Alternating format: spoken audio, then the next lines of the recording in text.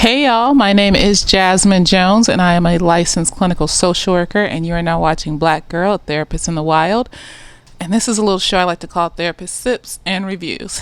And today we are reviewing Best Man final chapters and we are sipping on kombucha and vodka because when you mix kombucha with alcohol, it helps your stomach not stomach. There you go.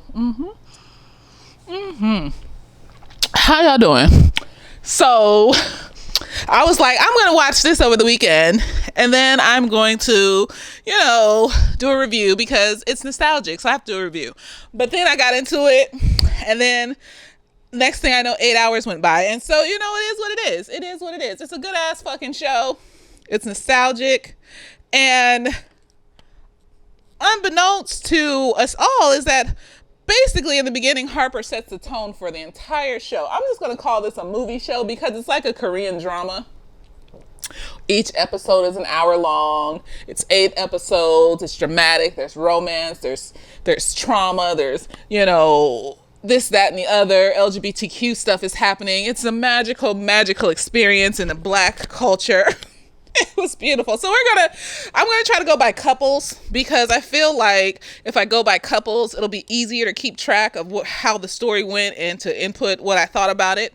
So we have the couples are Shelby and this is spoilers. And if you're watching a review with spoilers, there's going to be spoilers. So there you go. Shelby and Quentin, Candace and Merch and well, not Lance. Who is it? Names Harper and Robin, and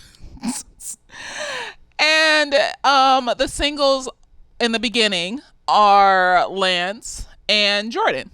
And so let's get started. So Harper starts this whole thing off by basically saying that it's so surprising how you realize who you are by the time that you're 50. And I'm just like, for niggas? It do seem like that though. The niggas figure their emotions out when they get old. Women are just going through the rigmarole of life and working through our shit and getting back up, and then something else happens and we work through that shit and we get back up. Niggas will sit on some shit, act like it didn't bother them, pretend like they're fine, use sex to blunt the pain of everything, sex, substances, narcissism, things like that. To blunt the pain of anything that they may have caused in the world or in their own lives. Instead of just saying, I did wrong, I need to take responsibility for the wrong. And then when I take responsibility for the wrong, I can move on from the wrong and do better. Yes, or I'm just in pain. And once I take responsibility for my pain, then I can do something to treat my pain. And then I can move on and do better. Those things.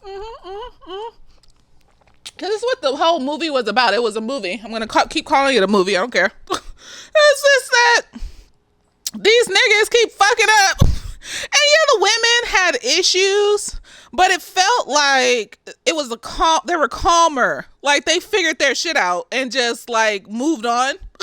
Where the niggas are just kind of like, I don't have any problems. Everything is fine. Nothing's wrong with me.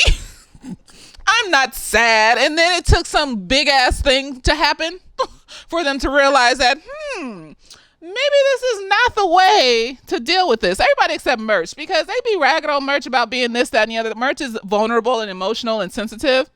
And so that's why he thrives most of the time. Most of this movie, he's thriving, except for the part where he tends to hold in his emotions.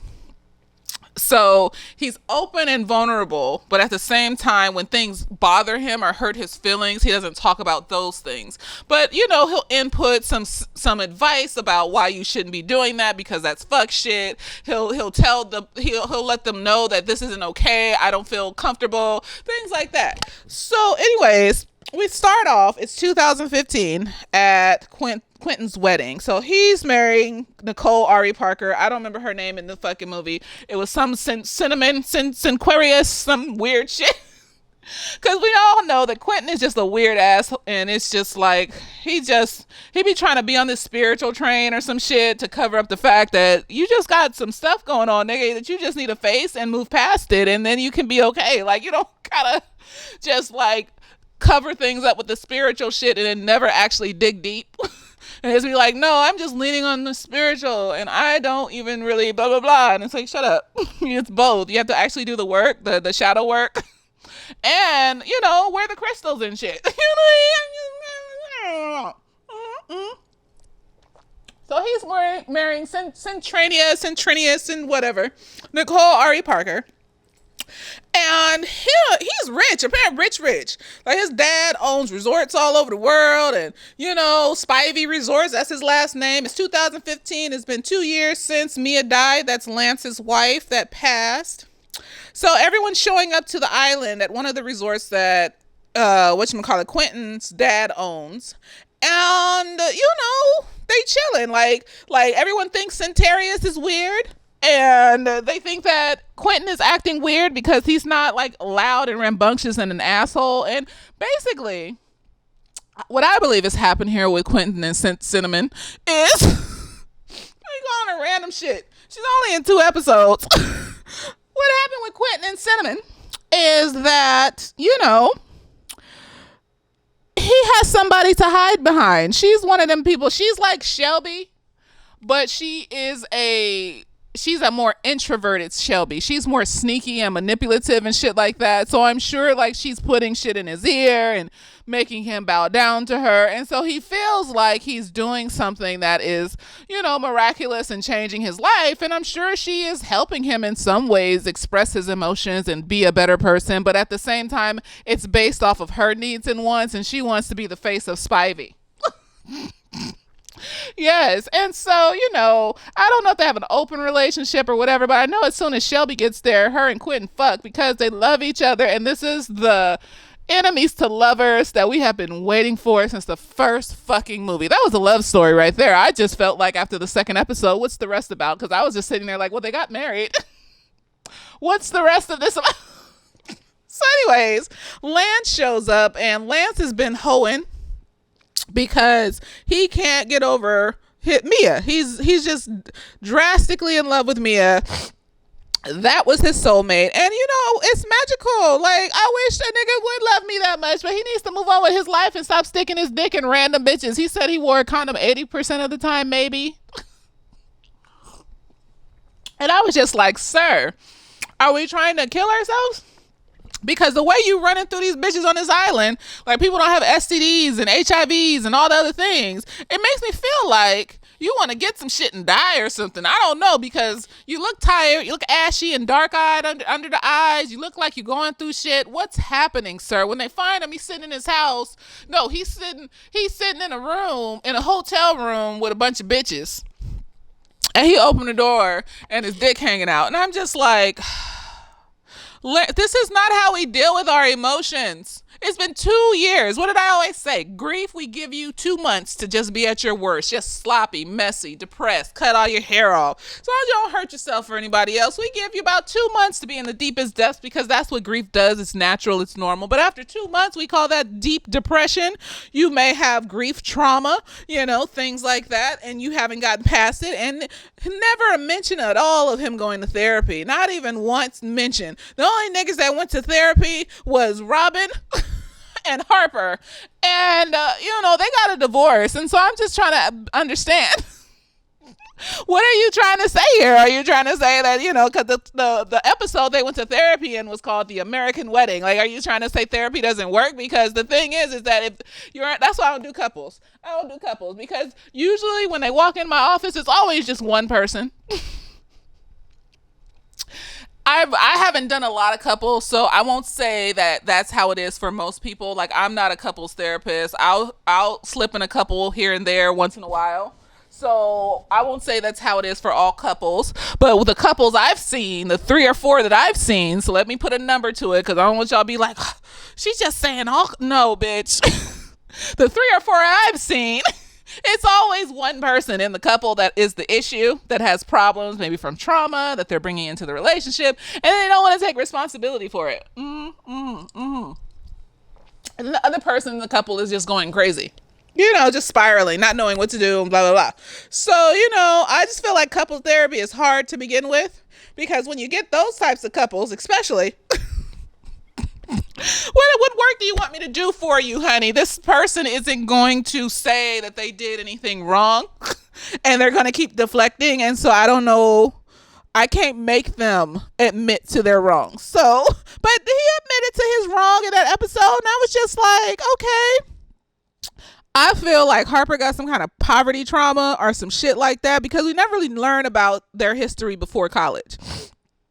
And I feel like Harper got some shit going on. That's why he always chasing shit. Need to make, because even like I was saying that through the course of this, there was like a hint that maybe him and Jordan might get together, because you married Robin on false pretenses, honey. You loved Jordan, you liked her, you wanted to fuck her. It was always complicated, and you never actually got together. So I'm thinking like maybe towards the end, but Jordan's healed. Jordan, when Harper came to her and Jordan was like, I can't be the soft head, the soft place you lay your head, honey. I'm on my self-care journey, and you need some time to heal from this. And I may be around and I may not. I don't fucking know. She basically took control of her life by making it a little bit more out of control, because she has an issue with control. And she did, you know what? I'm going to pull back from my day job and do some consulting, and I'm going to rest more and take care of myself and blah, blah, blah, blah, blah. And so I'm just like, okay. Anyways, we at the wedding destination. Lance is fucking everybody there. And then Lance meets Jasmine. Yes. And you know, I put my body and my face on that bitch. I was like, yes, Jasmine, right? Like Jasmine. Every time the bitch showed up, I'm like, and I was just like, so the bitch got to exercise outside of his hotel room. She was setting that nigga up, talking about, I'm engaged. Why are you exercising outside of his hotel room, girl? Really? That's where you exercise all the time before this nigga came here? Is this your normal exercising spot? I don't believe so, ma'am. I believe that you was trying to catch you a nigga subconsciously because you knew you was engaged, but that nigga fine. And he 5'8", but girl, girl, like there are only a few niggas in this world that I will take to be 1 inch shorter than me. And that's one of them niggas. You know, I don't, you know. We can play that shit off. You know, put some shit in his shoes, make him look a little tall. He shut the fuck up. So, you know, they at the wedding, they trying to figure it out. Harper is feeling the type of way because they want to make his initial book from the first movie where he slept with Lance's wife who died into a movie to see that shit on the screen. And I'm just like, I'm glad they didn't. I don't know if they told them to cut that part or to not show a sex scene for that part, because they didn't even show when they did the premiere, they didn't even show that shit. So I don't know, but I was just sitting there like, this woman just died like 2 years ago, and you want to make a movie about how you cheated with you cheated with her on you what that you had you. And everybody's just fine with it. Like Lance is mad at first, but towards the end where they all get together, he's just like, I mean, I guess, but I get to pick the actress who played Mia. But why is the actress light skinned? I just have a question, because this is an all black movie, and there are dark skinned women being put prominently in the front.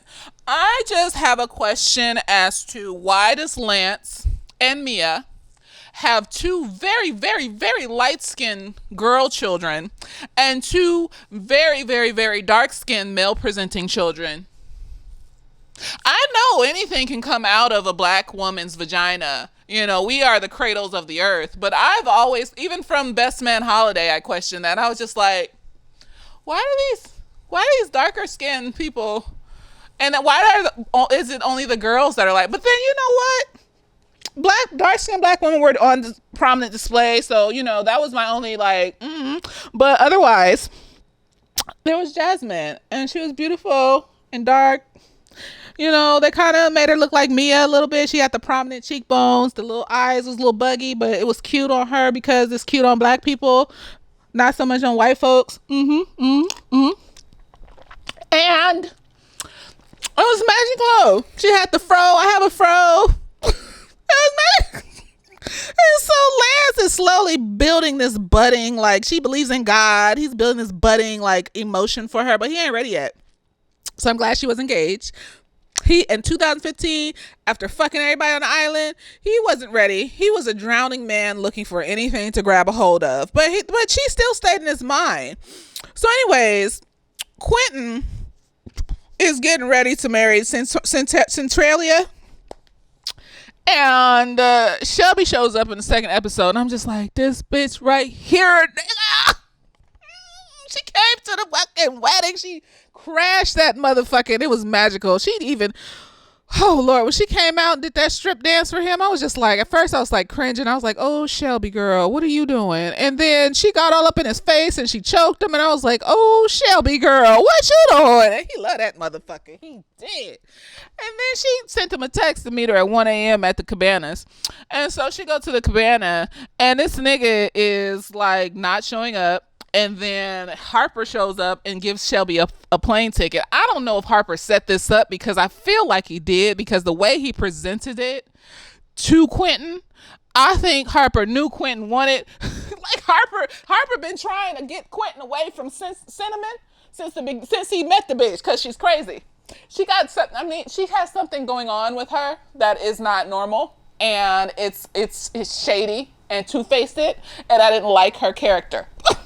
I won't call her crazy, because, I only reserve that for people who actively hurt other people with no remorse and continue to do it and don't care. And no matter how much you help them, they just still justify hurting people. So that's what I leave the word crazy for, because now you're crazy. Something's wrong with you. But something with her, I just feel like there was some two-faced, underhanded shit going on. I didn't like her character, and she played it well, because I believed it.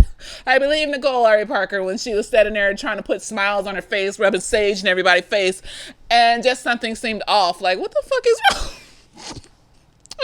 Because I was just like, she's weird. And why is Quentin weird? And they're weird. This seems like a false happiness, but go off, sis. Come to find out, Quentin's dad wants him to marry her so he can put her on the billboard or everything, because she's semi-famous or whatever around the world or whatever the fuck. So anyways, Shelby leaves to get on the plane. Heartbroken, upset, just upset.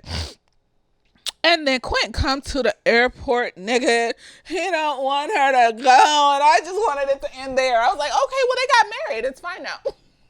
That's the love story I've been wanting to see, all three of these things. Okay, that's all I wanted to see, because they belong to, I like a good enemies to lovers where they end up in love and happily ever after, like Shelby and Quentin did. They had a beautiful fucking marriage. They're a bit flamboyant. They're a bit sexual. I don't think there's anything wrong with the sexual part at all, period. But, that's how it's supposed to be. If you're going to do an enemies to lovers, do it right. Don't keep this nigga crazy and messed up and being mean to her and her being mean to him. No, do it right. And they did it right. And basically they admitted to each other that they were hiding behind walls and afraid to be vulnerable. At least Shelby was talking about she was afraid to be vulnerable, and it's hard for her to trust people. Shelby been through shit, y'all. And that's why I'm like, what is their childhoods? Like, they need to do like a young version of this. Like, they need to do like their childhoods. Like, that should be the fourth thing. Like, where these people come from? Why they got all these hangups? Because it didn't start in college. And so, this nigga gets on his knees in the middle of the airport. I don't know how he got into the waiting area where do you wait for your plane, because you can't do that unless you buy a ticket. Like, all them niggas that came with him got into that area, and I'm just like, we're gonna act like it's before 2001 because you sure enough can't go into the departure area unless you have a ticket at any airport around the world, I'm assuming. So whatever, they got in though. He on his knees making a declaration of love to her, and then the next day they get married, and Cinnamon burns down their cabana, their house, their little cottage situation on the beach, and she's mad and she walks off, and there goes Nicole Ari Parker. So then we go into episode 3, and we just kind of speed through the years. Like, they had like this ayahuasca situation where they were like getting high off of ayahuasca, and Candace had an epiphany about herbs, and alternative medicines, especially to help her daughter who has anxiety and things like that. And so Candace has been working on this thing to like create these herbs that, are good for kids, that don't get them high, but help with their anxiety and stuff like that. And she's been trying to get her doctorate. And, so that's the trail she went on. Shelby became a housewife of such and whatever. Oh wait, no, she was that before the wedding, and then I think she was like, she started selling books and random shit. I don't remember. She was no. What happened was her and Quentin went into business together with Spivey, and then Quentin opened a bunch of Spivey hotels around the world and shit. And their business was making hella money, but then COVID came and all that shit closed down. Whatchamacallit? Harper was over here trying to like figure out this whole thing with the movie and then write other books. I think he wrote another book in his little series he has and stuff like that. Robin was over here cooking. Like, she fell in love with being in Jamaica around black people. I think they were in Jamaica. I don't know. Like, that's just it's like Robin's always just been kind of the outsider personality of the group. Like, she just seems like this earthy goddess type woman, and Harper can't do nothing with that. Harper's too caught up in his own self. He's too caught up in his own self, and as we saw toward the ends, that's a personality. He's not gonna change. He might do it for a little bit, but then, and it's not narcissism per se. I think it's just anxiety and fear. There's a lot of anxiety and fear. Like, when I see franticness, I see anxiety and fear. And so she fell in love with that shit. She traveled like I travel. Like, she trying to see the area. She meditating by the pool. She just relaxing and enjoying herself. And she's also becoming inspired. And she wants to live in Jamaica. And she tells this nigga before they leave, like, this bitch, like, she laying the trail of evidence. She's like, before she leave, I want to live here. Let's live here. And he's like, okay. And the next thing you know, they back in Harlem. And they've been there for like 5 years. And I'm just like, oh, what happened to moving to Jamaica? Like, Harper ain't about to leave somewhere he's comfortable. He wants to be safe and he wants to be comfortable. See, that's the thing. When they were buying the house, that's what he was talking about when he wrote that story. Because he was trying to write a new type of story, different from all the other stories he was writing. He wanted to be a more serious author. And he was talking about how he wants to feel safe. And he just wants the person he loves to understand that he's not trying to control things. But then in the search for being safe, sometimes you end up being controlling because you're so hyper focused on being safe. That's why you should have went to therapy by yourself. He doesn't think he has a problem. That's the sad part. And so she fall in love with that shit. So she bring it back to New York. And she like infusing different foods and African foods, Jamaican foods into her food. And she opened like this food kitchen, and she had like a weekly like food thing. And this nigga supports her, but it's almost like look at my wife and her little hobby type support. Like, he thinks he doesn't see it as like, I mean, he doesn't say it, but it feels like he doesn't see her career as something that is important. And so yeah. And then who else? Lance is trying to find himself. He's trying to figure out who he is and what his passion is. And he going to what's her name? These names are so difficult to remember. I just what the fuck is this woman's Nia Long? Jordan, there you go, that's her name. He going to Jordan to like fix her. Jordan just a fixer of the group, because she the one to hang around the niggas and is friends with all the niggas, and they just kind of siphon advice off of her. And I'm just like, she finally put her foot down though, because Lance called her while she was working, and she was like, nigga, you need to go find someone else to talk to. I'm busy. You know what I mean? I'm just like, all these niggas is just siphoning off of Jordan. Well, at least Lance and what's his name? Harper. There you go. And so, Jordan ends up getting a new job, and she ends up being the head of NBC something other and live or whatever the fuck. And so everybody's thriving. Like, everybody is doing great, except for when the pandemic comes. Quentin and Shelby have to remanage their money and their properties because a lot of them closed because you couldn't be staying in hotels and traveling and doing stuff like that during the thing. And so they're trying to figure that out. And Quentin's dad is like, he got like health issues, and he's a misogynist. We see where Quentin gets his shit from. He comes to the wedding talking about just misogynist, looking at the girls and talking shit and saying stupid shit, and it's just like, ooh, that's where he gets it from. But he's tones down during the course of the movie to where, because he's sick and it's sounding like he may have dementia or Alzheimer's or something like that, because he's getting forgetful and his house is full of clutter and all these things are happening. And so Quentin wants to kind of sell some of the company's properties to the white people.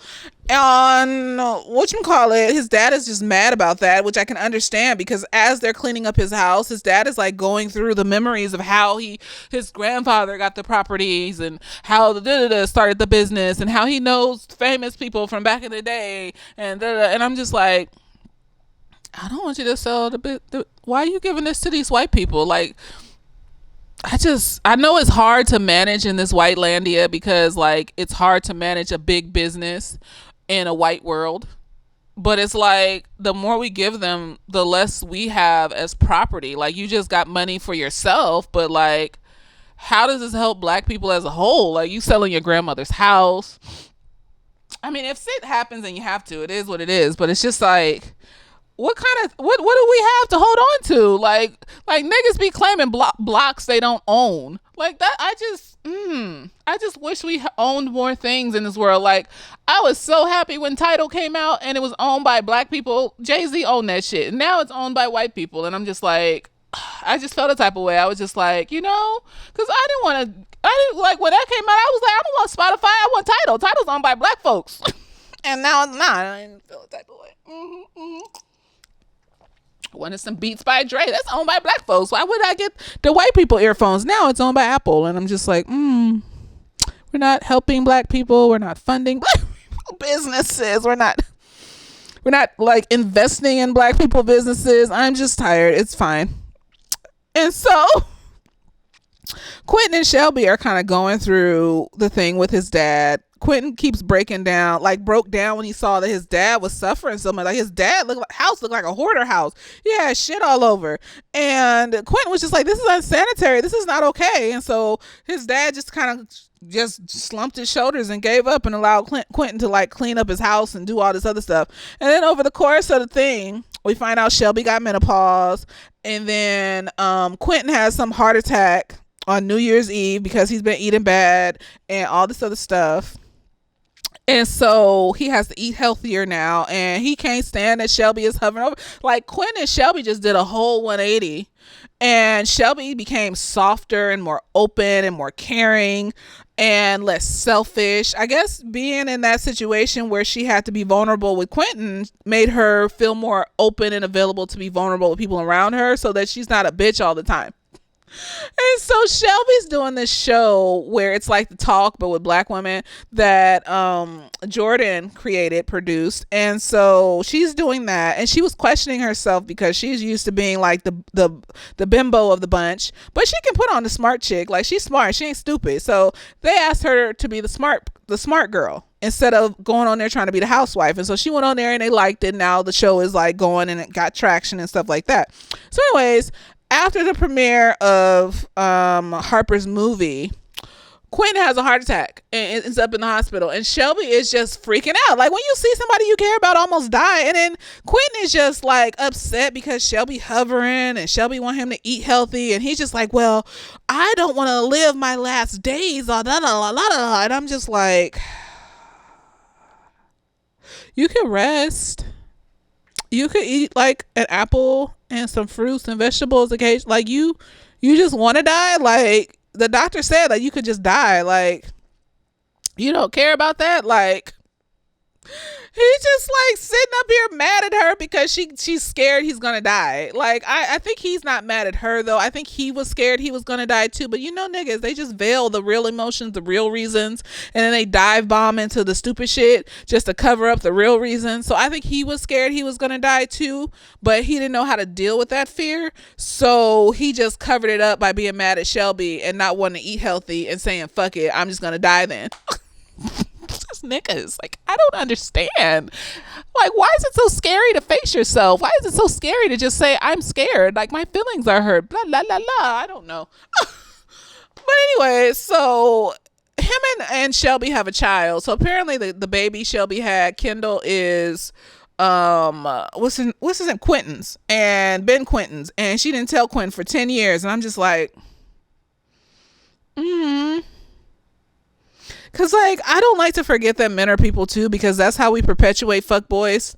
Because then they get, then the little boys, not the grown men, the little boys get treated fucked up in the world. And then they turn to fuck boys. So it's like, I don't like to forget that they have feelings and emotions. And they care about, there are men that care about their children.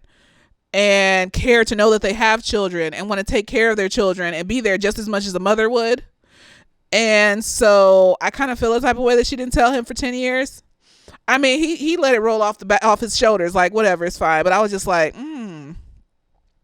And Kendall seems fine. She's like, because I guess Uncle Quentin always comes around because they live in the same city. So, you know, it's fine. I just, yeah, I mean, they worked it out. They figured that out. It's and so one day Quentin is on the treadmill and shit, or on the little elliptical bike. And I guess he felt a pinched nerve and freaked out and fell on the floor. And Kendall was like, Dad, are you okay? And I guess that's the first time she called him Dad. And he just started crying. And he was like, I could have died. And this was the first time she called me Dad. And I don't want to die. And I'm just like, why it got to take to get into something big? Before you realize, like, the first actual heart attack wasn't enough. It was having a pinched nerve and thinking you had a heart attack and could possibly die in front of your child. That's when you got it. Why they gotta get there? The bitch was trying to give you cauliflowers and shit. Y'all could have worked together to figure out how to eat healthier and shit. You didn't have to eat just the cauliflowers. I'm just wondering, I'm curious, what the fuck? So anyways, they figured it out. Quinn's talking about how he never cried like this before, and Shelby's like, I love this Quentin. He's just so open and vulnerable and blah blah blah blah blah. And I'm just like, okay, Quentin, yes. And so they live happily ever after, as they should. I've been waiting. I don't care. I love a good enemies to lovers because I'm an aggressive hoe. And initially I will get in your face and or I will ignore you, and I might need a little extra just to pay attention to the fact that you like me. Not in a like sexist or fucked up way, but just like a little aggressive. You know what I mean? Like, and then maybe we get an attitude at each other because like I'm not trying to talk to you, but you trying to talk to me, and then we argue a lot, and then all of a sudden you kiss me like in the books. I don't care. You don't let me fuck alone, because that's how it always happens, and it's magical. And they ended up together in a happy, healthy, loving relationship, and it was magical. So anyways, let's go to Candace and Merch. So Candace is trying to get her doctorate, but the professor who is supposed to be overlooking her dissertation does not like the topic of her dissertation. She doesn't believe in marijuana, shrooms, psychedelics. She doesn't believe in all of that. So she's letting her personal opinion affect the way that she grades this paper, and that is not okay. Okay, if it's written good, it makes sense, they supported their theory, then you should leave people the fuck alone. How about that? Okay. And then Merch feels like he's seeping into the background because getting your doctorate and also owning a school, because they own the schools and things like that for the children, where they got a 95% graduation rate and college rate and all sorts of shit. It's a lot. And Merch is trying to give his wife space. He's trying to give his wife space to, do her thing. And that's kind of what Merch does. He's kind of really passive. He's not a bitch. He's just passive. I think he got anxiety or some shit going on with him. He's passive. He lets people walk all over him. And, he gets tired of it. And so he's talking, I think he was talking to Lance one day or some shit like that. And, or no, he was talking to, Candace meets this professor that she really likes and thinks will help her better with her dissertation. So she wants him to read it instead and be her advisor instead. So she moves over to him and she invites him to a party one night. And the professor tells, whatchamacallit, Merch to, because Merch, okay, so let me backtrack. So Merch has this weird ass racist experience. And I hate that they call these people Karens because it takes away from the fact that these are white women that have a special brand of racism and they're racist white women. We're going to give them some cute little moniker like Karen. No, you're a racist. You're a racist white bitch. I'm not calling you a Karen. You're a racist white bitch. Because then we got things like people calling black bitches Karens. People calling Asian women Karens because they had a meltdown in the middle of the fucking store when we know that the people that we called that were having meltdowns because they were racist. You can't point to some black woman having a meltdown at KFC because you've seen them videos over her order the same thing as a racist white woman because it's a different reason. She not doing that because she racist. She doing that because she got issues. Something wrong with her. Some other thing outside of racism. This white woman is doing that because she's racist. I'm not calling people Karens. I'm calling you what you are. You're a racist white bitch. And so I had to get that off my chest because I hate it. And they tried to press that so hard in this fucking movie. And I was just like, why you keep saying Karen over it? She's a racist white bitch. Like, I don't care. Come for me if you want to. It is what it is. So he's out with his daughters, cute little chocolate girls, and they're beautiful. And I wish they had more screen time to just be and do and thrive as cute little chocolate children. I think he was taking them out to lunch or some shit like that. And so they're getting in a taxi and this white woman tries to steal the taxi from them. And he's trying to tell her, no, we were here first. Bet I would have slid up in that motherfucker and pushed her dog out and been like, let's go. And then just went, cause I'm tired. I don't feel like it.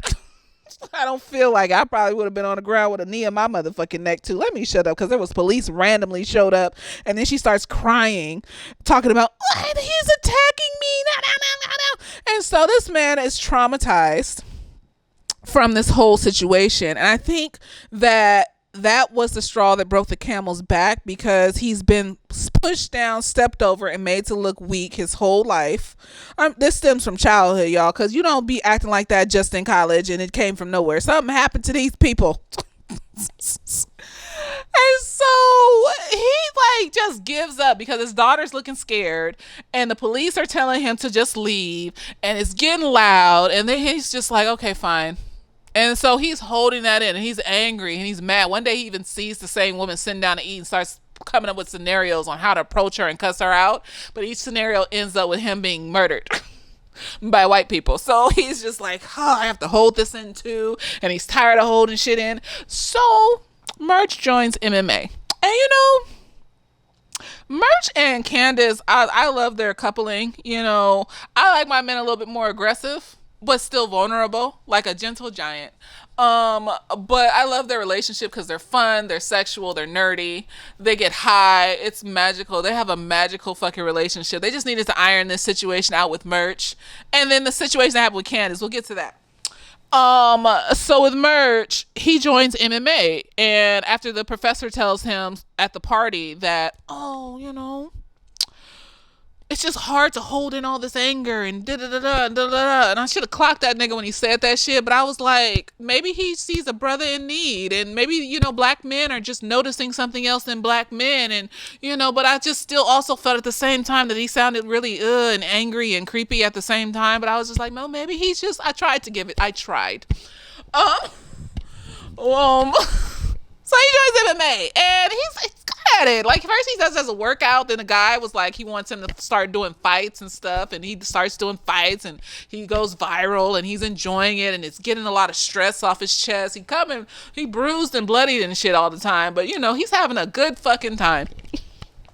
Fight niggas, beat bitches. I was hoping he would crack that motherfucking professor in his forehead. But we don't want him to go to jail. He's a gentle soul, and he doesn't need to be in that prison with them people.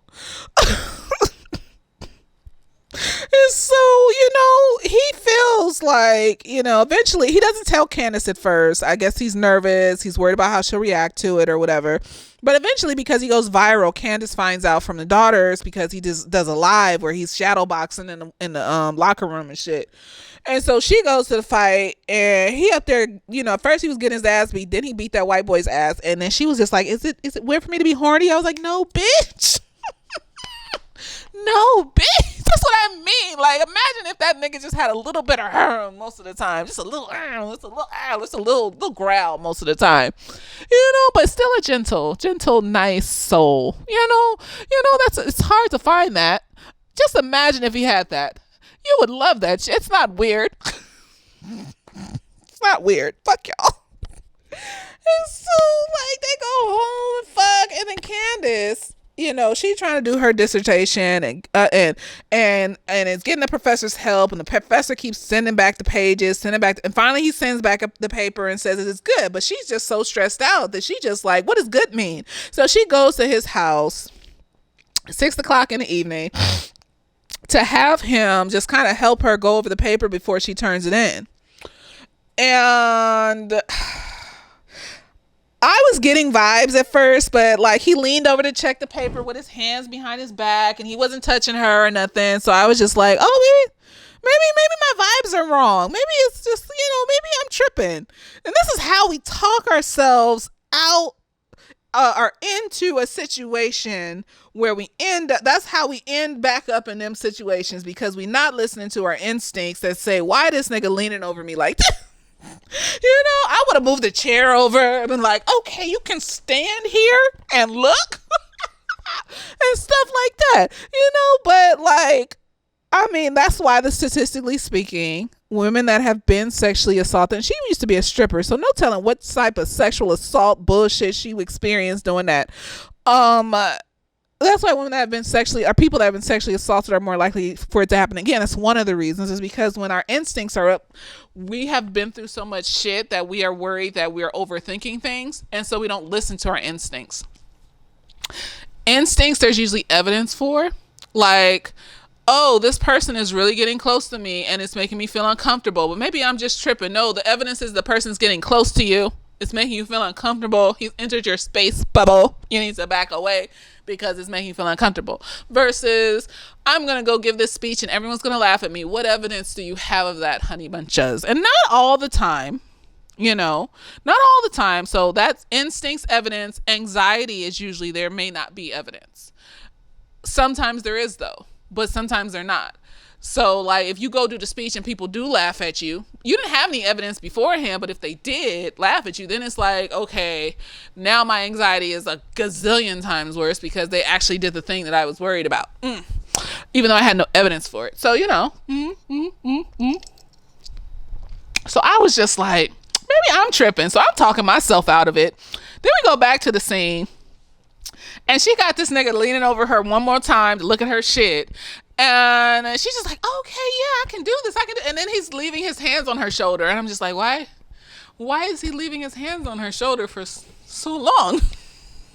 It's not funny. This is my thought process. I was really trying to give it to him. I was just like, oh my gosh, what does it say about me?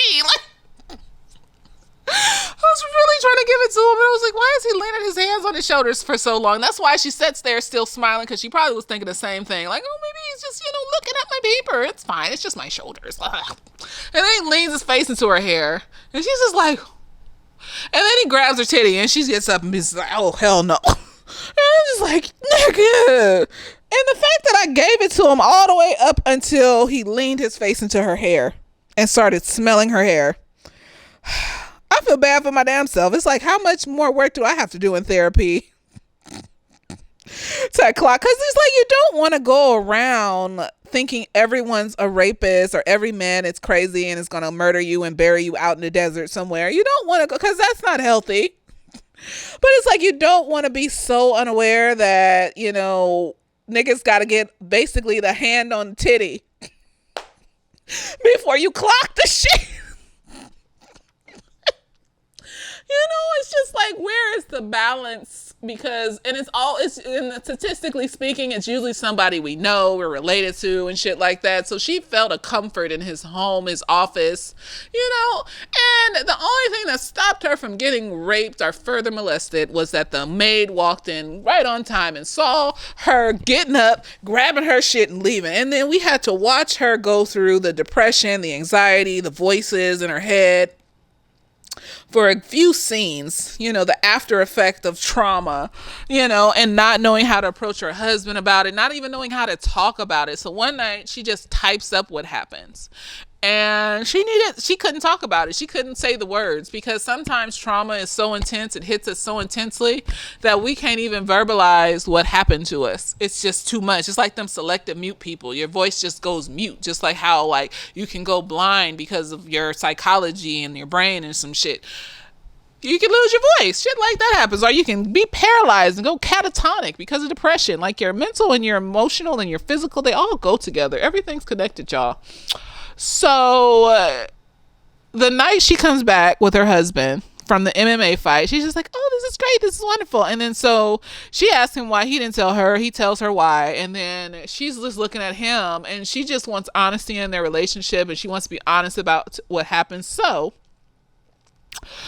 she shows him what she wrote, and he's ready to get up and bust a cap in that mother. I like the energy because, some people will just get mad at you or just sit there and act like nothing happened or not know what to do or just make you feel alone in it and shit. Like, no, he was ready to beat that nigga. And I just was like, let's just keep that energy. Let's talk about it, explore the energy. You don't need to go and bust him in the forehead, because then you'll be in jail with other people that will, in an extreme way, remind you of your trauma of being controlled and stepped on by various different people in your life. So we don't need you in there, because you will be triggered highly, much more than the people that have verbally made fun of you. You will be physically harmed.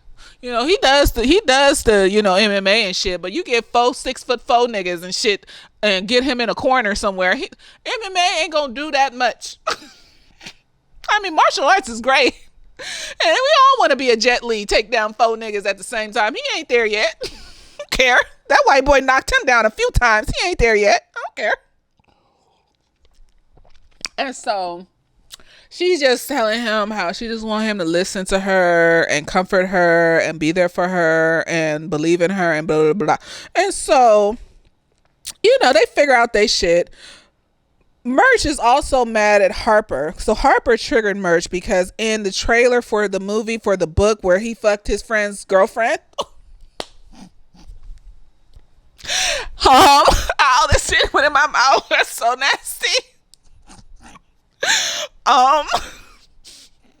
He made Merch look like a little bitch behind Shelby. And I mean, like, that's kind of how you were, though.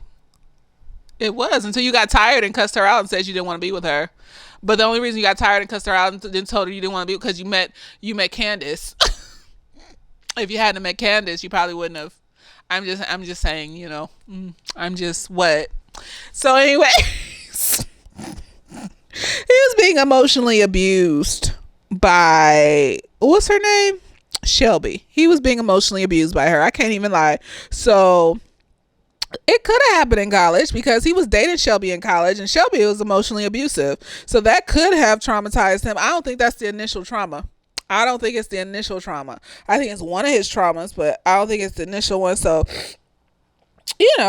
so he didn't like how he was being portrayed. So he didn't want to talk to Harper for a minute. He was like, fuck this nigga. But eventually he talked to Harper because they're friends, and people go through things and then they make up and it's better. And it wasn't like some deep betrayal. Like, this friendship isn't full of deep betrayal and lies and bullshit and stuff like that.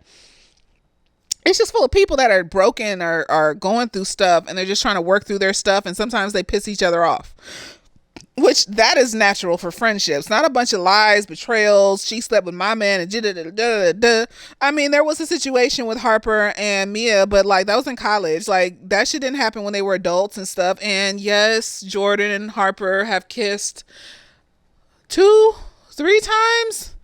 Um, but that's as far as it went. I just they ain't gonna get together because Harper has issues, and I think Jordan can see those issues. Yes, Jordan is a workaholic too, but she's not selfish like Harper. She doesn't just, put work before the people she cares about. She's very controlling, has a very controlled life. But if you put someone into her life that she cares about, she will show that she will show them attention and affection and care and love and things like that. Harper, on the other hand, is selfish. He's a selfish motherfucker. Let's save them for last because they supposed to be, Harper and whatever is supposed to be like the main motherfucker and shit. So let's do Lance. So Lance is trying to find himself and figure himself out. So this nigga at 48 years old is going to decide he's going to play football again. When they did the announcement, I really thought they were going to say coach. Like he couldn't be a sports broadcaster because he was cussing the nigga out.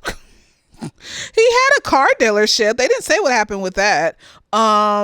He was doing a Dior commercial and he was just like faking acting, and it was just like, why are you doing? Why? And he didn't have to talk. He was just like, why are you doing your mouth like that? So he goes to Shelby. That's what he goes in. Shelby tells him to find his passion, and he decides that he's going to go play football once again, one of the most dangerous sports. And Jasmine at the hotel read him for filth because he gonna go to the hotel. This was in the beginning when he first meets her. He gonna go to the hotel desk and because people recognize him in the hotel, he's all like, oh, do you guys get football here? And she's all like, oh, American football. And he's like, that's the most important sport in the world. Da, da, da. And she's like, well, I mean, we do have the World Cup, so. And he just stood there looking like, oh, there's no world football. There's no world American football cup. And the fact that these white people stole the word football from the rest of them. But what? It is. It's fucked up. Like football, I mean, soccer takes, some athleticism and stretching, and football, you run around the field hitting each other and getting CTE. If I have children, I'm not going to let them play. They can play any other sport that does not involve their head getting bashed in multiple times throughout the game, because I'm not doing that. People be having their kids in football in a Pee-wee league. Like, CTE is real, and when they get older and they still playing football and they end up killing somebody because they got CTE, don't say shit. Okay, the shit is real, and because you can't clock it until somebody's dead and you dissect their brain, I'm not putting my future children in no fucking football. You can suck it. They can play basketball. The worst thing that happened, you got bad joints and fucked up feet, but your brain, that is you, is still there. Tennis, baseball. There's so many sports you can play that does not involve giving you brain damage, and I just feel like fuck football. So, he decides at 48 years old, with his 48-year-old knees and elbows and joints and ribs and head, that he's going to play football again. Yeah, he can do the moves. He can dip and dodge. I was waiting for his knee to go one way and his body to go the other, because that's how they was describing it when they knee be fucked up and shit. I was waiting for it. So he gets tackled, and I don't know if they cracked a rib or whatever, but he couldn't handle it. He was like, oh shit, were they tackling like that? Nigga, you 48. You are 40. Your bones and muscles, and they age too. Just because you work out and shit like that doesn't mean that they don't age and get tired and get weaker and up. Your joints especially, they get tired and weak and things over time. You can't just be doing shit like that all the time. So he was just like, oh, I guess I can't play football. That was a short-lived experience. And, the coach said, well, why don't you just be a coach? Why don't you just be an assistant coach? He could work his way up the ranks till he becomes like, an actual coach of a NFL team or college or some shit like that. Mm-hmm. When he was practicing with LJ, his child, he was coaching them and shit. And I was just like, that's why I thought oh, he's gonna be a coach. Look at him, Coach LJ. He's gonna become this stupid nigga. Just, I'm glad he only got tackled and hurt his ribs. He could have fucked his whole knee up and couldn't walk. No, like you risking your body, like the goal is to live a long time. I'm assuming that's everyone's goal. I don't want to be hobbling around at 50 and 60. I just, it's torture. It looks torturous. I be seeing these older people. The older people that be like, they be having hunchbacks and walking with canes, and they be going to the supermarket. They be just walking around over here, like either walking up and down the street, doing their little exercises. Cause I live in like an area now where there's a lot of white folks and they got money and shit. They be walking over to Target. One day I pulled up on this lady walking to the Target, and she had her like panties up in her back, and you could see like her stuff. And I was just like, she was old, and I just pulled up on her. I was like, hey, your underwear is showing. I don't know if like she didn't know or whatever. She didn't feel the breeze, but you could see it. And I'm just like, she was old. I was just like, they just be walking and their backs be all hunched and shit, and it just look horrible. And I just be like, oh, I'm glad they're able to get the exercise they need and whatever, because that looks like it hurts and shit. Because I can't even just a little bit of pain, I just my mind just goes straight to it. Like if I got a little cut on my foot that rubs against my shoe every time I walk, my mind will focus on that all day. I can't be uncomfortable. I can't be uncomfortable. I can't. I do not allow myself to be in any position where I am physically uncomfortable. I cannot. So this nigga said I'm going to be playing ball. And so he became the coach because that was stupid. And then come to find out that his child, LJ, is non-binary. And they're working for Jordan. They're like a little intern assistant. So one day, because they were wearing their school uniform to work every day, and so Jordan tells them like, you don't need to wear that to work, you can just wear whatever you want. So they show up in their whole non-binary femme mask outfit, and Jordan's just like accepting and loving, and Jordan's like, well, how are you gonna tell your dad, and it's just like,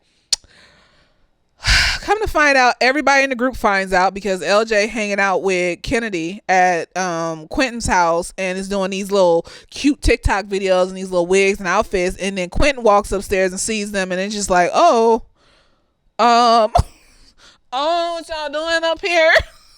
But you need to turn that music down. And so Quentin calls Jordan. Jordan outs this nigga, and Quentin calls Merch, and then outs this nigga to Merch, and then the nigga's outed to Shelby. And they just doing a whole family phone chain, and then they're all just like, how are we gonna tell Lance, because Lance is gonna shit a brick.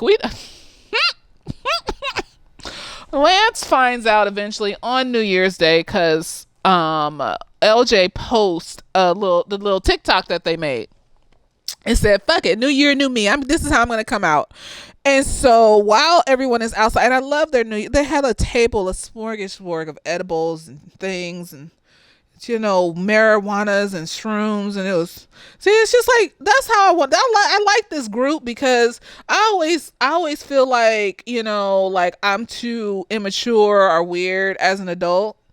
And cause I'm not professional. I'm not a professional bitch. I'm not gonna be in a boardroom. Like, I'm gonna be talking like this in a boardroom. If I did a TED talk, I'm gonna be talking like this. I can't pretend to be some shit. So seeing these people just dressed all nice and having all this money, but being weird and awkward and nerdy and cute and funny and just regular ass motherfucking people that like to get high. It's like that 70s show where they all sitting around the table getting high as teenagers. This is that, but as adults with money. It's the same thing. They're just all regular fucking people, and that's what I love about The Best Man, because they're never like pretentious or weird. Like Harper got issues, but like, and Lance, he just extra godly, but he's still chill and shit. So Shelby puts the video on the television because Jordan couldn't see what was on the video because she was going through some shit. They never explained what was wrong with Jordan. I thought she had a brain tumor or some shit. I thought she was about to. I was like, if one of these niggas on this show, if they kill off another motherfucker, I don't care that them niggas got a divorce. If they kill off another motherfucker on this thing, I'm gonna be upset. Okay, this is unnecessary. This is a chill ass movie. This is some shit I would be in and shit. Like I would shoot some shit. Like y'all in Jamaica between scenes. I'm sitting on the beach drinking and getting high. Like, oh, I just have to stand here and talk in a bikini in this warm weather. That's fine. I can do. I'm not. But no. I can't do the other shit. But I could do that. That sounds relaxing. I'm chilling. So she puts this shit on the television, and then Lance loses his shit. He go upstairs, and LJ sitting there with lipstick on and some eyeshadow, and he's and Lance is just like, "You come, we need to talk now." And then Lance takes LJ to the balcony and is like, "What's going on? What is this?" And LJ's like, "I'm non-binary," and Lance's like, "What does that mean?" And LJ's like, "I don't know. Sometimes I feel like a girl, sometimes I feel like a boy." Da, da, da, da. And Lance is just like, "Oh, you heathen. You're my son. You're a boy, Damon. You're a boy." I'm sorry. And so Lance takes LJ home. And they just be going at it. Like, and the straw that broke the camel's back was Lance. First he says LJ's in a phase. I'm like, this child is damn near grown. This is not a phase, honey. This is not like a 2-year-old dressing up in mommy's high heels and putting mommy's lipstick on and then taking it off and going back to play with their Legos. Okay? This is a damn near adult. The phases, that's not a phase. So, what happens? Lance goes through LJ's room, finds LJ's clothes, their feminine, androgynous clothing, and then boxes all the shit up and says, "I'm taking this to a woman's shelter because obviously you have some kind of thing going on. It's a phase. How are you going to tell somebody else who they are? I don't care if it's your friend, your kid, a stranger, a coworker. How are you going to tell somebody else with their own brain and thoughts who the fuck they are? You know what I mean? Like, how are you gonna sit up here and open your mouth to tell this child who the fuck they are? I'm tired. Like, no, you wanted a little mini me. That's what the fuck you wanted. You wanted a little puppet me. Don't have kids unless you ready for them to turn out to be any and everything. You just here to guide them so that they don't turn out to be serial killers or child molesters or serial rapists, things like that, or homeless, things like that. That's all you trying to just make sure you guide them so that they have a decent fucking life as they go out into the world. Why are you having kids if you think you gonna control them? That's dumb. And Lance, his saying has been since the first movie, God, football, family. Two of them things is temporary, because football, your body gonna get tired eventually, so you're gonna have to figure your way around it. You did with the coaching job. And family grows up, moves out, dies. Shit happens with family to where you're not seeing them every single day. So you need another hobby. God gonna always be there. If you believe in God, God gonna always be there. But you need another hobby that describes you as a person, as an individual, separate from the things that are temporary. So I'm glad he went to coaching, but the family thing, you're gonna have to let your family be who they are and grow and go out into the world and be who the fuck they are. And so LJ runs away. I'm like, please don't let this child kill themselves, because the mama gone, the child killed themselves. I'm gonna be tired and exhausted from all of this, and it's not gonna be. And I kept expecting some bullshit, but it's not like it's not messy like that. Like the best man has never been really messy like that, to where they're betraying each other and they're fucking each other and it's messy and it's weird. It's just like real humans going through real emotional trials and tribulations and learning how to work through them in the best way that they can to get to the other side and still love and care for each other.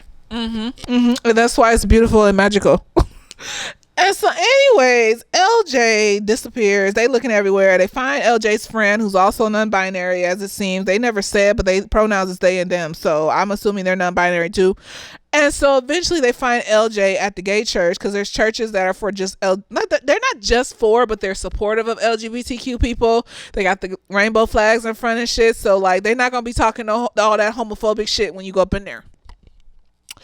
And so LJ is at the church, and LJ is talking about how they never felt accepted at home. They never felt accepted out in the world, but they came to this church and they found their friend and they found a pastor, and they felt loved and completely loved. And all this time, Lance has been channeling Mia. He went to her grave. He keep asking himself, and kudos for giving the actress that played Mia a dream sequence in, I think, the first or second episode, and allowing her to be there even for a little bit. You know what I mean? And also at the birth of LJ, because she deserves to be in this movie too, even if it's in a flashback or a dream sequence. And I hope she got a nice little check. It may not be on the same level as the main characters, but she got a nice little check, and they gave her some space to be in this movie. I don't care.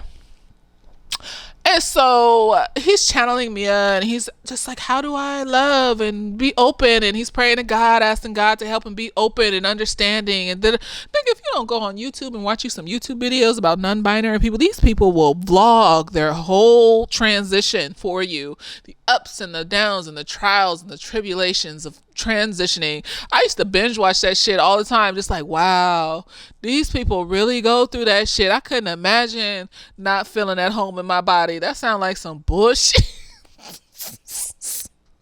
Too.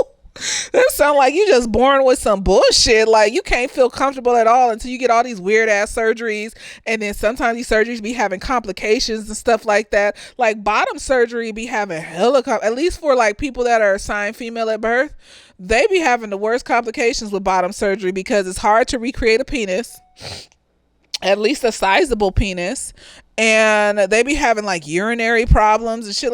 See, no, I'll be saying, if I have a child, I'm gonna have a child, they turn out to be trans, I'm gonna read they doctor the right act. I need to know exactly, like, what is your track record with bottom surgery? Because I was watching this documentary once, and people was having bottom surgery in like the early 90s and shit, when it was first coming out and shit, and they had complications all the way up until like the 2000s. They still be getting surgeries and shit because they shit is fucked up. And I was just like, what the fuck?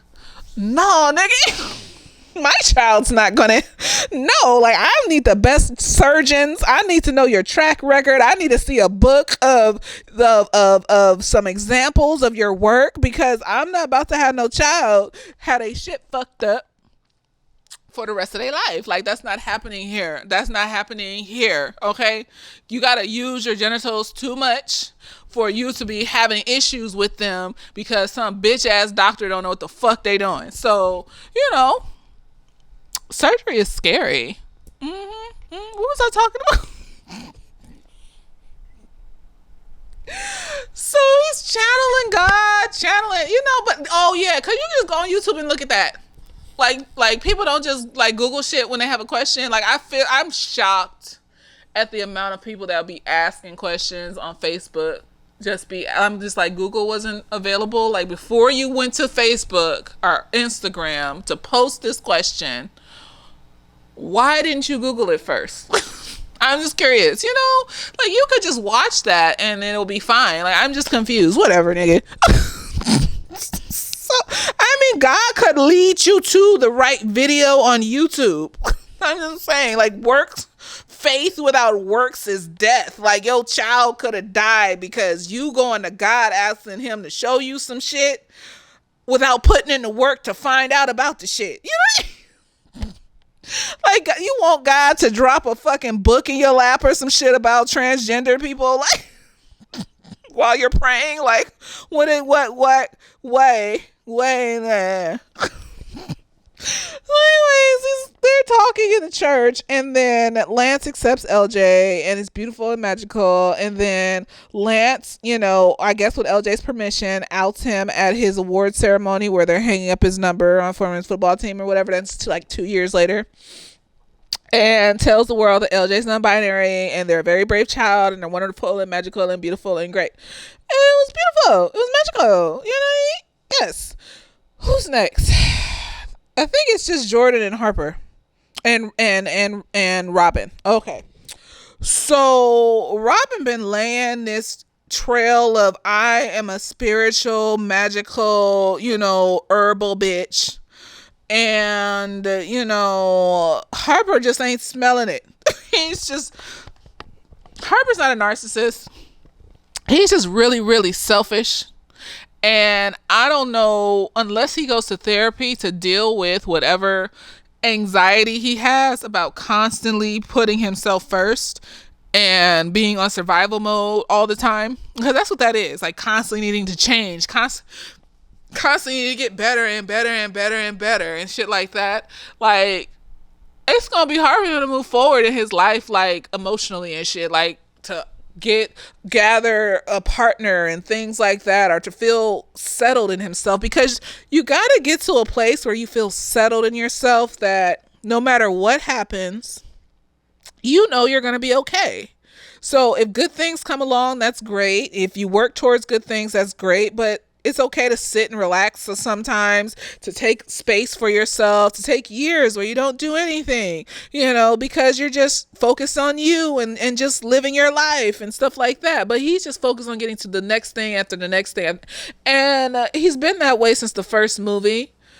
Focused on his book more so than his friends. Like, why the fuck would you write a book about sleeping with your friend's girlfriend, now wife, and then go to their wedding like it's nothing, and act like they didn't read the book, and act like they not gonna recognize their characters and the things they said and things they did every day in college? I'm confused. You're stupid. You knew. And so he's been this way since jump. And the reason why him and Jordan mesh so well together is because they're so work focused. Like, even when Jordan was talking to him, because he was worried about this movie, he was worried about trying to write more serious books and things like that. And his wife is telling him, like, you need to kind of sit and ask yourself why you want more and more and more, and really understand where you're coming from with this before you even think about trying to go down a serious path. And you need to focus on the family. She wanted him to focus more on the family. Like, they have money, they're rich. Like, you don't need to keep going out there and doing stuff. Like chill for a little bit, spend time with your family, relax, invest some money so it'll grow while you don't have to do nothing, shit like that. But no, instead he talks to Jordan, and Jordan tells him that, if this is what you really want to do, and if your heart is beating for that, then you should go towards that. Not asking why. She sees the dollar sign. That's why they mesh. But where they separate is that Jordan went on a fucking healing journey. She been doing self-care. She limits her time she spent at her job. She's doing consulting work to try to just take some space for herself. And so she's kind of released a lot of shit that she didn't need, so she can fully see who this nigga is and realize that he ain't ready. He ain't ready for who Jordan is. He ain't ready for his wife, who's at peace with herself. He ain't ready for Jordan, who's at peace with herself. He ain't at peace, and he probably ain't gonna be at peace for a long time. Probably not till way past 50, because he ain't gonna sit down and actually assess why he's so anxious and so focused on getting better and better and better and better and better, and can't sit still. So anyways, Robin comes back to New York with her husband, and she opens her little kitchen situation, and she's helping the homeless. And during COVID, she's protesting and she's doing all this stuff, and she's really just this activist, radical, magical woman who is at peace with who she is. She knows she wants to be, like, she knows herself. She knows she wants to live around black people. She wants to be around her people. She didn't even want to move to that house. This thing gonna pull up in their argument talking about, well, why didn't you tell me you didn't want to be at the house? Didn't want me to get the house. She didn't tell you, nigga. When you looked at the house, she told you she didn't want the house. She told you multiple times she wanted to live with her people. You talked her out of buying a house because you didn't feel safe. That nigga doesn't feel safe in this world. He hasn't found a space, an environment, a situation where he can feel safe and calm. And so he keeps searching for the thing. And you're not going to find it because the thing is inside of you. Once you process and access and work through that shit, then that's safety. That's that you're at peace. That's peace. It's not out. Peace is not outside of you, because the shit that's bothering you is inside of you. It's not the things outside of you. It's the things inside of you that's bothering you. So the only way to fix that is to fix the things inside of you. I'm just, I'm tired of Harper. And he got this beautiful, and he knows that she's an amazing woman. Like, he's not trying to take advantage of her. He's just so focused on the next and the next that he's not focusing on his wife. And she gives him years to figure it out. And the only thing that was wrong with her was that she didn't tell him. She wasn't telling him throughout the years over and over again that he needs to spend more time with the family. And so when she finally does, he just doesn't understand, because they go to therapy. And, he just feels the type of way. It's hard for him to take responsibility. He's like, he told the boys, like, therapy is so hard because it's hard to realize how you come up short as a husband. And, but he worked on it for a little bit, and they were able to compromise over his premiere night and whatever. And then here comes his manager talking about how they want to, go on tour and talk about the movie. And then they want to talk about a sequel. And Robin is trying to go to Ghana because they invited her to Ghana for a month to cook and learn about their food and things like that. And so she's just asking him for 1 month. And I kind of oscillated back and forth, because from what I've seen and heard about the industry and stuff like that, it's kind of go when you're in the entertainment industry. And so when something is shooting up, you want to pay attention to that. But the thing is, they're already rich. They already have enough money. And, to say I need this month to myself after the movie release for me and my wife, and to put your foot down and set that boundary because you care about your family more than you care about making even more money, says a lot. I think that's why she was mad, because they're already rich. They got money. They bought a brownstone in New York City that's probably worth $7 million or some shit. It's inflation and shit. So, they got money. So I'm just like, I get it. And he's not a bad person. He's just selfish. This nigga always causing drama because he only think about himself. He didn't care why Merch was upset. He didn't care about that fucking book and writing that shit and then going to that nigga's wedding. And he didn't care about his fucking wife and how she just wanted to spend time with him. Like, he don't be focusing on shit like that. He focused on him first. First, I need to figure out how to survive, and then I'll give you some crumbs here and there. And I'm just like, oh no. And so Robin gets fed up. She's tired. She's like, this nigga really can't even just give me a month in Ghana. He wants to, he didn't want to move to fucking Jamaica. He won't give me this month in Ghana. I'm done. And so she divorces him. And he tried to pull some shit because she wanted to take their daughter to Ghana. And because I can't. So earlier I said, earlier I said that I like to give men the benefit of having emotions, because when we don't do that, we're just perpetuating these niggas not expressing themselves and being fuckboys. But for the pattern that Harper has, because Quentin, I had never really seen a pattern of him. Like, Quentin was just a fuckboy. He was just a fuckboy, and then he settled down with the wrong person. But finally, when he settled down with Shelby, he calmed down, and he was fine with the fact that, I'm sure there was probably some scene that they didn't put in there where he was upset at first, learning that she didn't tell him for 10 years. But I think they kind of vibe off of each other's personality, and I think he kind of understood that that's how deep Shelby's walls go. That's how far up they were. To the point where she couldn't even tell that nigga that was his child. That's how far. I think they vibed in that way. And so he always presented as a good dad that was there for his child. He didn't mind, there for his family. Him and Shelby fucking in the fucking afternoon in the middle of the damn hotel room and shit. You know what I mean? Like, he was there. So that's different. Harper's pattern, though, because he's flighty and always focused on his work, so he wanted to get custody of his child because he didn't want her to go to Ghana, right? Bet that child would have been with a nanny most of the time. Bet he would have been flying here and there for movie shoots and all this other shit and stuff like that. Bet he wouldn't have been there most of the time. He wasn't there for his family most of the time then. Why the fuck would he be there? He would get a nanny. and he wouldn't be there, because the pattern doesn't just change just because one new thing is introduced into the picture. So he wouldn't be there most of the time, and that's his pattern. And so I understand, not just because societally we want to say mothers are more nurturing, so children should be with mothers, because men can be great nurturers too. I've seen it happen. I've seen single dads that are really good dads and take care of their kids and have full custody and shit like that. It's rare, but it happens. So I'm not saying that we're not going to go with society. I'm saying that Robin would be the better choice, because Robin is going to always be there with her child, and be able to take care of her child. Harper would be busy most of the time.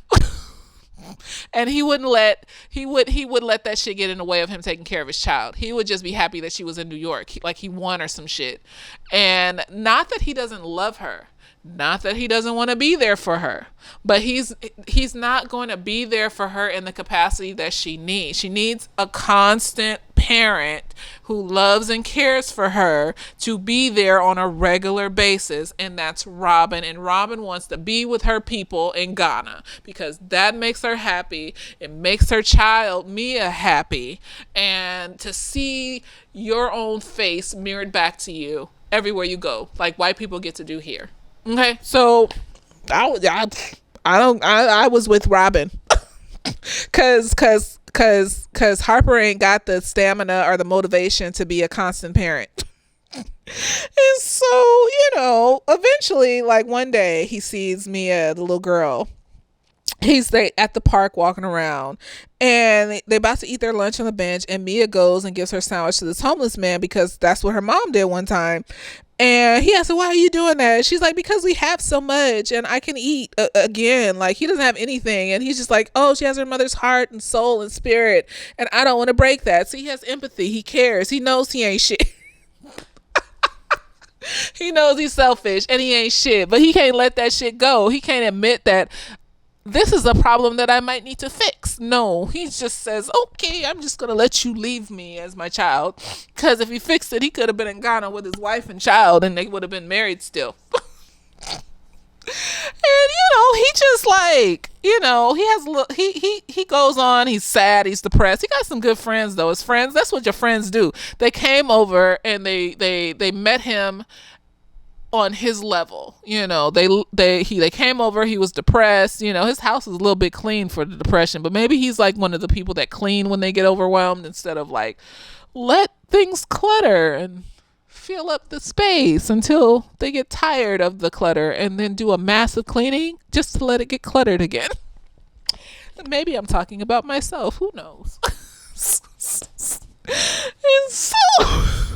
so they come over like every whatever night, and to do their poker night, they set up the table. They just let him sit on the couch and veg. And then once they got the food and the table set up and the drinks, they call him over to play poker, and he comes over and he plays and he feels a little bit better, and it's magical, and the boys got together and it was great.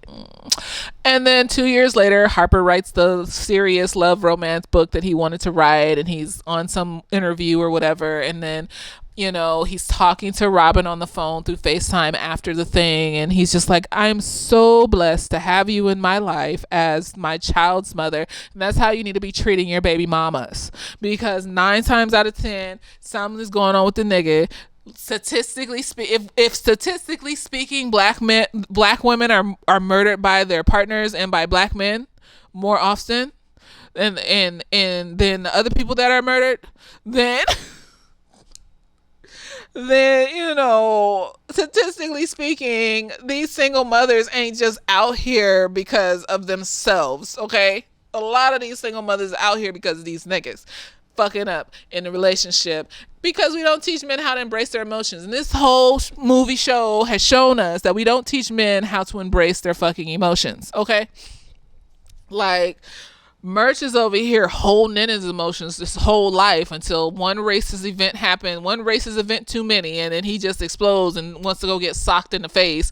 I mean, I can see how physical things can make you feel better and other things can be therapeutic, and I I'll give it to Merce because he didn't have that many issues outside of being passive and people pleasing. And once he got in that ring and figured it out and then started being honest with his wife, then it was just like, whatever.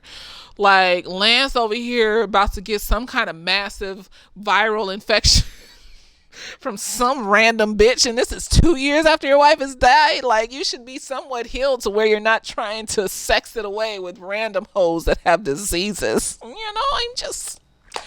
And, like Quentin is over here about to end up married to some bitch that got issues and everybody can see it except for him. You know what I mean? I just... But, with Quentin, and then he's up here trying to act like it's okay to have a heart attack and be mad at your wife who's just trying to make sure you don't die. Like, and just be like, well, I'm just going to live my life to the fullest and die. And I'm just like, no, that's not healthy.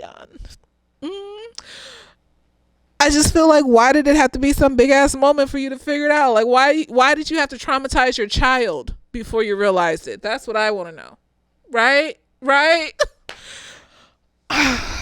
Who else? Harper just got something's wrong with him. Okay? Something's wrong with Harper. And I don't know what's wrong with Harper. I don't think he's a narcissist. I just think he's highly anxious, and that makes him very selfish. Maybe he's just like, Ava on Abbott Elementary.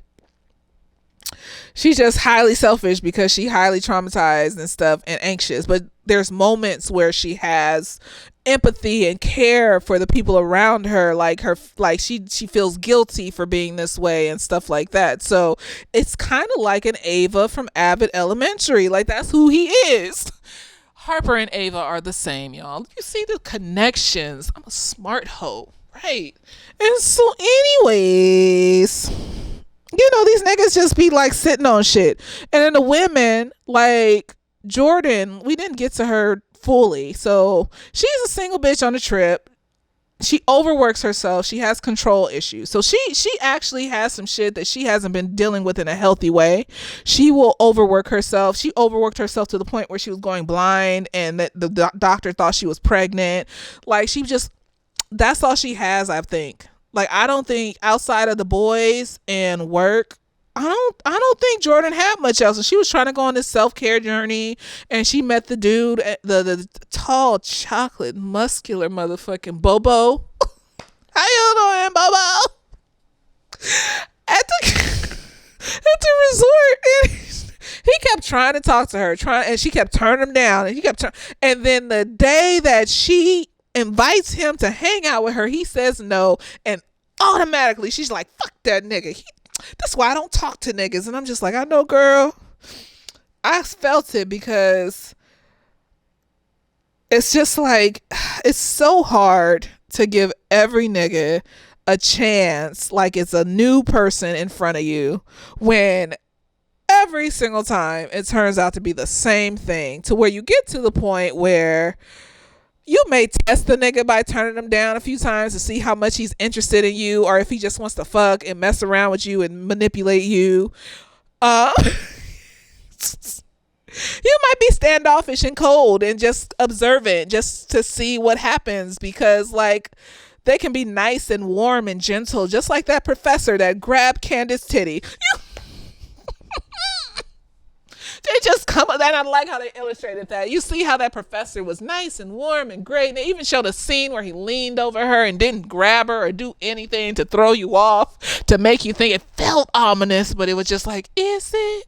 No, he went back to his desk, and then when we went back to it, he was on the phone with his wife, and they were kikiing, and she was gonna come pick him up in 30 minutes, and it was gonna be so cute. And Candace is sitting there laughing like, yeah, that's so cute. He's talking to his wife, and throwing bitches off. He did that shit on purpose. Fuck that nigga. And just to have him come up and like a horror movie, just grab this woman by her chesticle, and I just feel. See, and that's why I understood where Jordan was coming from with that nigga.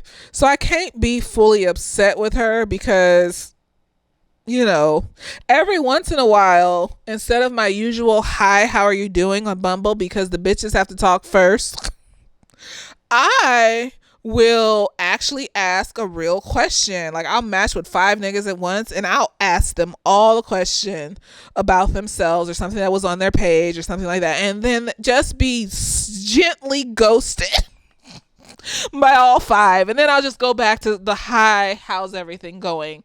Hi, how's everything going? Response to see if they can communicate on their own. Just so that I don't go to the extreme place of all niggas ain't shit, because then I might block my blessing.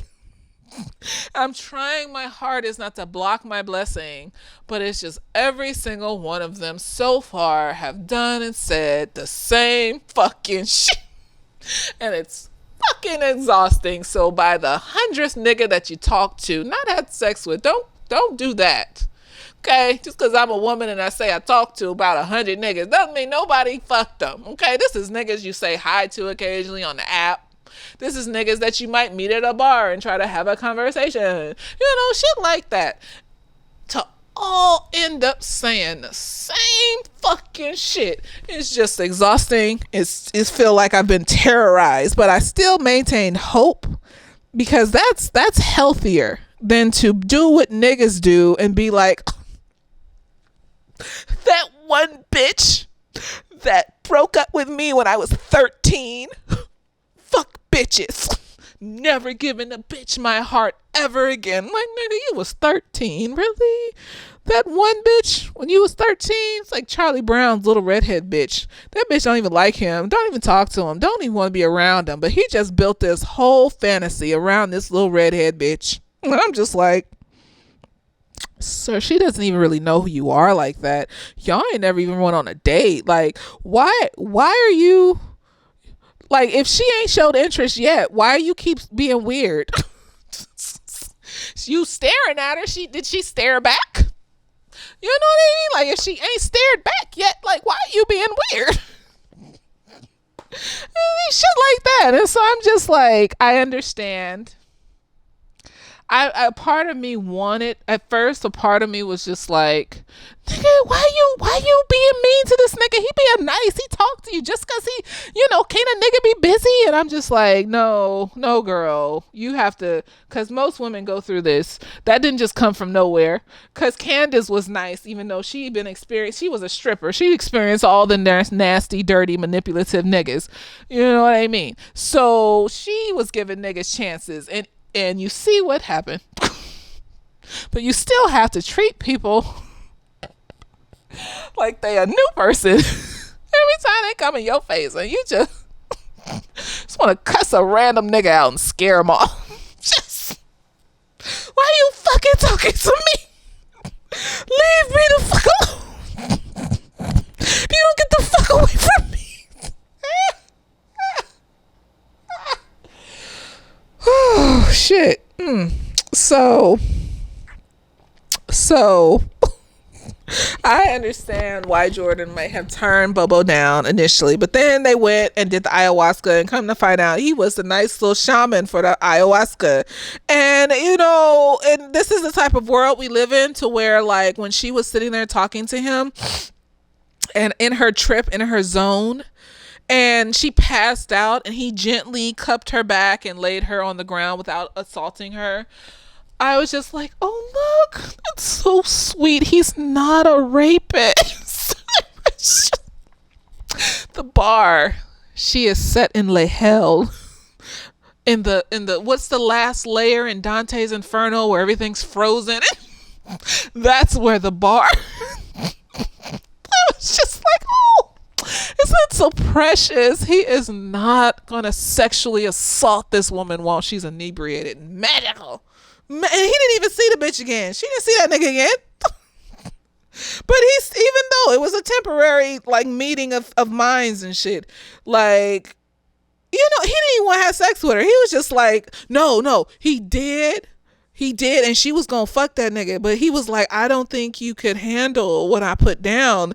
And then she was like, are you challenging me? And then he leans over and whispers in her ear, and that's where I heard the word chains, and I was just like, I can handle it. And I was just like, oh, he a freak. That's not a bad thing. No, I just, she could try some new shit. You know, people that are into that lifestyle, they don't just like deep dive you into it. They're like very gentle at first. Probably there's a safe word, of course, all the time, and you know, I'm sure it's an experience. And so I'm just like, you didn't want to have an experience, girl? That's fine. You didn't have to have an experience. It's okay. So she doesn't even fuck him, and I'm just like, we could have had an experience for the screen to imagine things. It's fine though. Anyways. Oh my god. Oh shit, people watch this. Oh well, we're free and wild in this bitch. So Jordan, throughout the rest of the movie, first she gets back with her ex. I think it's the ex that was originally like, wasn't he in the first movie? But it's her ex from college, and so he was shit then. He ain't shit. Ain't shit then. He ain't shit now. And apparently she worked her way up into trusting him. She talked to her friends and Robin with her spiritual self talking about, oh, but this could be your blessing. And you know, Mia said to never block your blessing. Love could unfurl. And so she ended up fucking this nigga. And I'm just like, I look at patterns. So I would have looked at the patterns within our relationship when we were together, when we were 20. And I would have looked at how much of those traits may have been like personality type traits, to where if you talk to them, they gaslight, and act like they didn't do anything wrong, and it never changed anything. And then I would go out with him just to see, because I can't be trying to block blessings, and I would just notice things that he was saying, notice how he talked about himself, how he talked about other people, most importantly, because that's where the patterns are still going to lie. And then based off of those things, I would have then made an assessment. This is how I view people, period, even before I became a therapist. So don't come for me talking about, oh, see, that's why you don't date therapists, because they're always analyzing. Motherfucker, everybody analyzes everybody. That's why bitches be going through your phone and shit, because they trying to analyze what the fuck you doing, because you ain't telling the truth. So shut the fuck up with that gaslighting. There you go. And so I would be noticing these things. And then from there, this is just the more refined way to analyze, because I'm not going through niggas' phones. I'm not doing all this shit that gets my heart rate up. I'm just going to notice your patterns, and then if I talk to you about the patterns and you don't stop the patterns, I'm just going to fucking leave, because I don't have time for this. You're not going to stop me from being happy. And so I would have noticed those things, and something would have came up, I'm sure, because he looked ashy in the face. He looked ashy and dark circle eyes. That's usually the first sign for me, unless you do some job like where you work late hours and it's always difficult. That's the first kind of like a pinkish flag, like a caution, like, why do you look so tired? Because you niggas where I come from, where I grew up with, that had dark circles and ashy faces, they were living hard lives. They had a lot of stress and things going on, and a lot of times those stress and things are things that I don't want to be involved with in my life. So I notice that he looks tired, and then I would just kind of like, that would be something to catalog, because we're not just gonna go off that. I don't know this nigga, I don't know his life, so we're not just gonna go off that. We're just gonna catalog that. You look tired, you look ashy in the face, like you look drawn and discolored. And then we would just kind of go off that and see if anything else adds to it. If anything else adds to it and you a decent nigga, then there you go. But no, the bitch went hunting and found out he invests in prisons and shit. And it was just like, yes, we unknowingly, not by our choice, invest in these prison systems with our tax monies and shit like that. But that's not by our choice. Like when he would, like she said, when you were given the choice, you said, I'm going to invest in the prison systems. And he was talking about how like he tries to incorporate all these blackness, and that's cool and all, because I do believe there are some people that belong in prisons, like the Ted Bundy types. Why would you let that out into the world? Jeffrey Dahmer types. Why? Justify it. Justify why you would let that nigga out in the world to be around people. You know what I mean? Pedophiles. Why would you let these niggas out in the world to be around children? I'm confused. I just need to understand. Serial rapists, murderers. Why would you let these niggas? Because no, these people, I was watching that I'm a Killer show, and this nigga was the defense attorney for one of the killers, and he was talking about how he believes everyone is a human being and everyone has a right to vindication and nobody should be in jail for the rest of their lives and blah blah. And I'm just like, this nigga is a KKK member that stabbed a black man in his throat while he was sitting in his car because his prostitute that was with him, like, he accidentally bumped into her at the gas station. Why? And he's had other charges in the past of hurting and maiming people and just being a horrible racist. And also, you can't have this nigga around people of color in his cell block or he will harass them and hurt them. So I'm just wondering, why would you have niggas like drug dealers, thieves? It depends on the thievery. If it's like some sociopathic thievery where you're just stealing shit all the time because it makes you feel good inside or some shit like that and you can't heal it, if you can't stop the stealing, that's would be, I would be like, why would you? Because he steals stuff all the, like, you can't, been the how many years of therapy, rehab, we've given him the services. Every time we send him back out, and he keeps stealing shit. So maybe a lesser prison, I don't know, like the cottage prison that Martha Stewart was in. There you go. See, but like, why would you send them high class evil niggas back out into the world? I don't understand. Doesn't make sense to me. So I believe in the prison system for those people, but for people that are just out here because of poverty and they trying to survive, fuck y'all niggas. Anyways, he invests in prison systems, and I'm just like, yeah, you can't, like, we trying to help black people, uplift black people.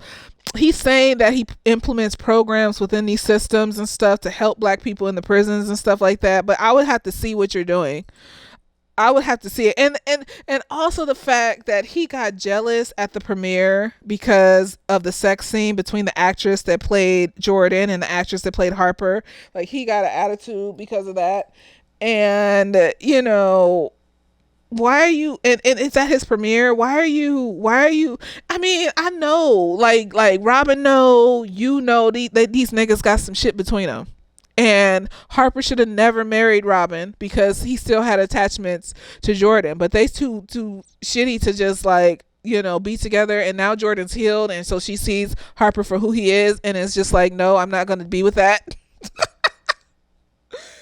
But it's like, why would you do that at the fucking premiere? This is like a professional setting. What's wrong with you? So he showed his jealousy and dirtiness, and the whole prison system thing, that would have turned me off too. I'd just be like, so you a part of incarcerating like po niggas and shit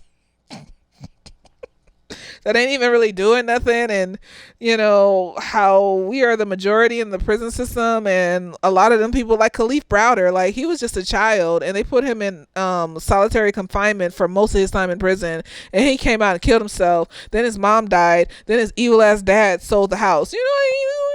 None of that had to happen. None of that had to happen. That had to happen. No. So no, I couldn't do it either. Like, you're a part of that system. I can't be like, I'm not dating a cop. I'm not dating a prison guard. I'm not dating anyone that is a part of, even though I have my SVU fantasies, because that was a good show. I don't care. And have thought about dating an FBI agent or a detective, because, I feel like they go after the bigger cases. So maybe they don't, do as much. Maybe, shut up, bitch. Maybe it's more the beat cops. Shut up, bitch. All these trials that get fucked up because these fucked up detectives and shit. Let me shut the fuck up. So anyways, gosh, what is you looking for? What is it? Stop messing with that. Goodness gracious.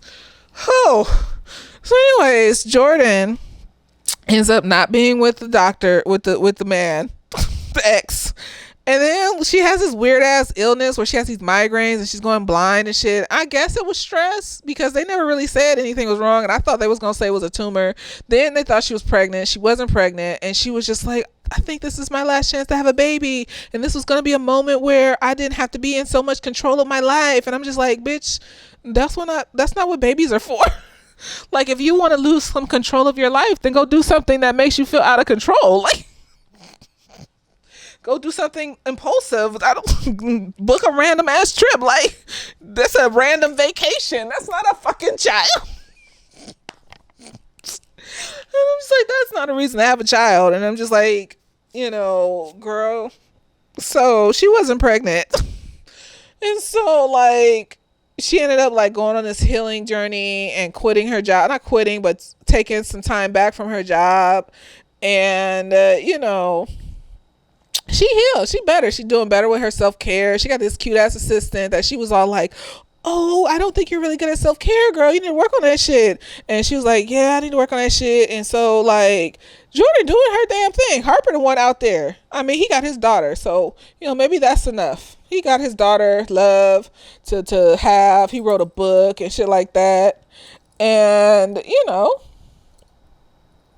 was the show, the movie, the drama. And it was magical. Ow. It was magical. And, it reminds me of my childhood.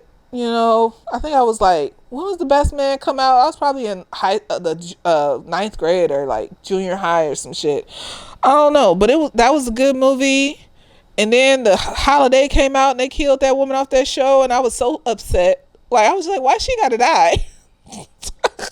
I didn't understand it. Like, did you just have to make up a plot that would be heartfelt and things like that to make the movie good? Like, I don't understand why she had to die. I was so confused. And then at the end, like, everybody living happily in their life. Like, Harper and Robin are on good terms because you shouldn't treat your baby mama fucked up just because you got issues. And Lance is gonna marry Jasmine. Maybe this is a sign. Maybe this is like a sign for me, and it's gonna happen soon. He's gonna marry Jasmine. Shut up. And Quentin and Shelby are doing magically terrific, great, wonderful couple. I love them. And Candace and Merch are just like, magical couple. Like, those are my two favorite couples, Candace and Merch, and Shelby and Quentin. They're just magical, because everybody else, something's wrong with them. Like Quentin and Merch, they got their issues, but they figured it the fuck out. Lance is just like super God. So it's like, I wonder what's gonna push you to the edge next, Lance, if it triggers your godliness complex. I just wonder, like, if something else is gonna happen. First is you lost your wife, start fucking random hoes, got all sorts of diseases, just reckless. And then, your child turns out to be non-binary, and you damn near almost had this person kill themselves. Funny. It's like, yeah, this person killed themselves. I'm just wondering what's going to be the next thing where that's why he needs to go to therapy. Because, like, what if one of his kids die, or his new wife dies, or he breaks his fucking leg and then they can't fix it, so now he has to walk with a cane. Life comes at you quick, nigga. You need to figure out how to cope with this stuff in a better way. Like, your pattern is telling me that we just waiting for the next big thing for you to fall apart. That's what it's telling me. We're waiting for the next big thing. Like, I go to enough therapy so that if, like, a friend dies, or my cat dies, or someone I'm close to dies, I'll be fucked up. I'll be emotional. But I'm not going to let it stop me from living or make me do reckless shit that could hurt me. Because I go to enough therapy to know that about myself. I may curl up into a ball and sleep a lot. But eventually I'm gonna climb up out that shit, because I can't be sitting up here on the bed, the couch, sleeping all day, stinking and shit. Like, no, I need to get out the house. I need to see the sun. Because, like, you can't let that shit stop you from living. Like, this nigga lets shit stop him from living. You know what I mean? Like you can't, and then like gonna run his child off. And oh Lord, why would you throw away that child's clothes? What's wrong with you? Why don't you go in their room and break their privacy and throw away their clothes? I'm confused. I really am. I just don't like when people try to control other people. It bothers me. Like, I just feel like control who they are as a person. Like, if you got kids and you tell them to eat their vegetables and shit, and you like, nigga, you gonna eat them vegetables. I don't know what you like.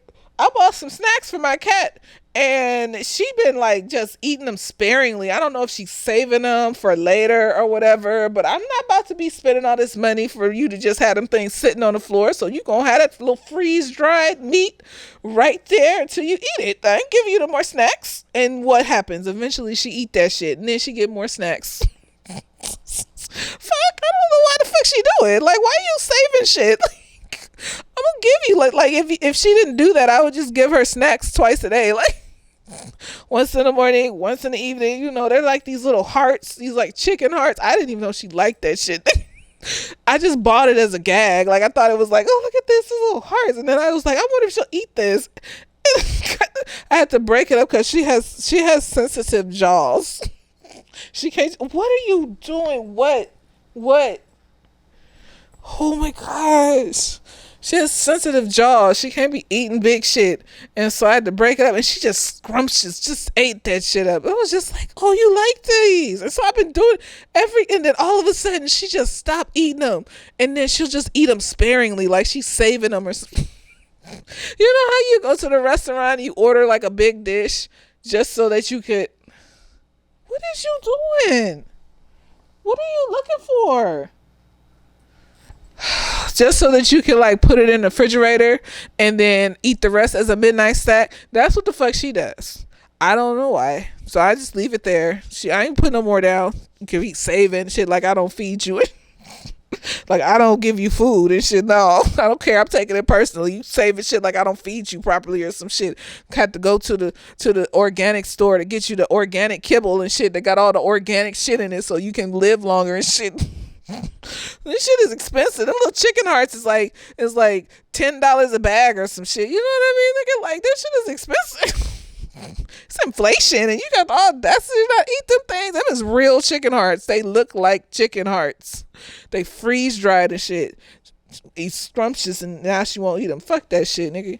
So anyways, yeah, and like I said, like, the man is just like holding shit in or not dealing with it properly. And I think, you know what? I think because Shelby figured it out throughout her marriage. She became softer and gentler and figured it out.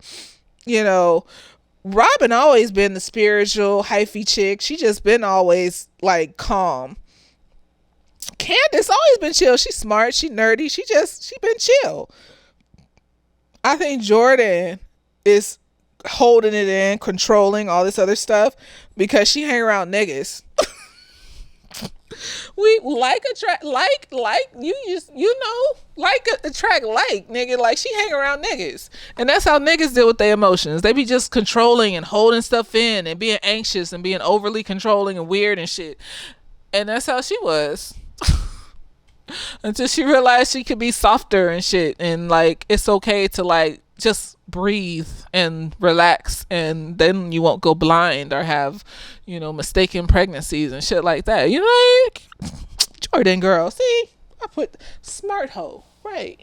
So anyways, this is long, but it was 8 episodes. So you know what, fuck it, my videos is just long, so I like to talk, and so hopefully you get something from this that was helpful and magnificent. And men, go to therapy. Just go. If you talk about the problem, it's gonna be uncomfortable at first. Like, oh, this is weird, I'm just talking and shit. But if you talk about the problem, that's why I always say it's like taking a shit. Like, you gotta shit out your emotions so that you can move. You know how comfortable you feel after you take a big ass shit and you just feel like, oh, I'm empty and it's nice and I don't feel all bloated anymore, and I can like go do things and eat and sleep and not feel all bloated and weird and shit. That's how it feels when you empty out your toxic and hurtful emotions. You just feel like, oh, I can like move and talk to people and, do things and not be scared and, not give a fuck what other people think and shit like that. That's nice. So you just yourself, but you're not afraid. That's all it is. Men are so emotional. Like, I swear they were the most emotional ones. Like, why would you want to go get hit in the face? And that's how we become less passive.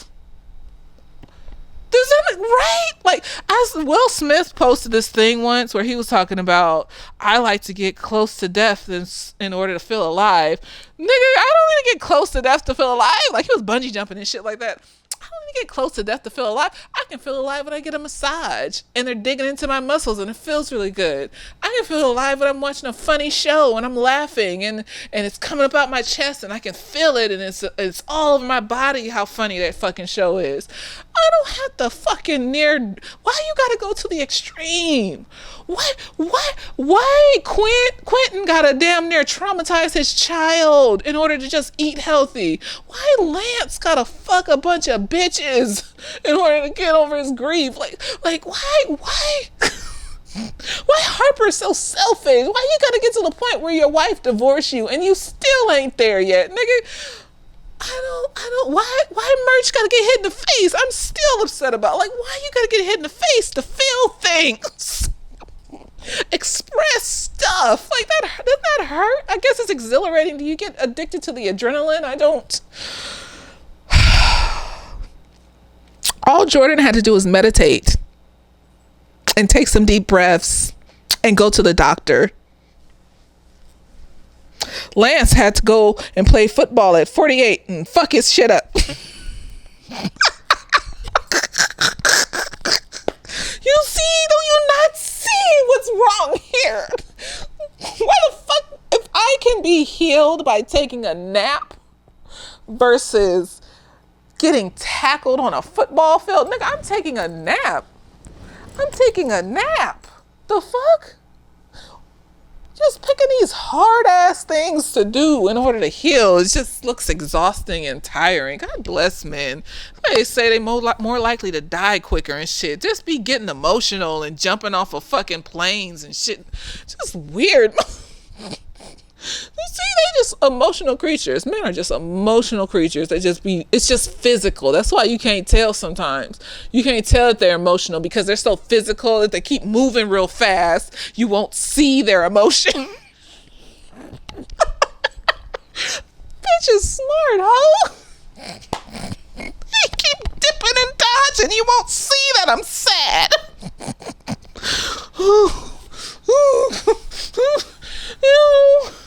Let me get the fuck off of here. I loved it. It was magical. It was beautiful. It was amazing. It reminded me of my childhood, my young adult years. I needed that.